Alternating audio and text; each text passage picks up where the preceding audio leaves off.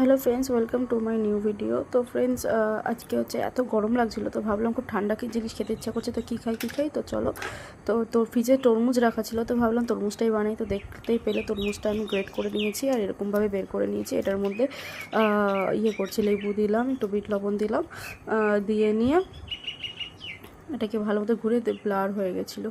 তো যাই হোক, এটাকে ভালো মতন গুলে নিয়ে তারপরে এই যে গ্লাসটা আছে, গ্লাসটার মধ্যে ঢেলে নেব। ঢেলে নিয়ে এটার মধ্যে দেখো দুটা হচ্ছে লেবুর টুকরো দিয়ে দিলাম।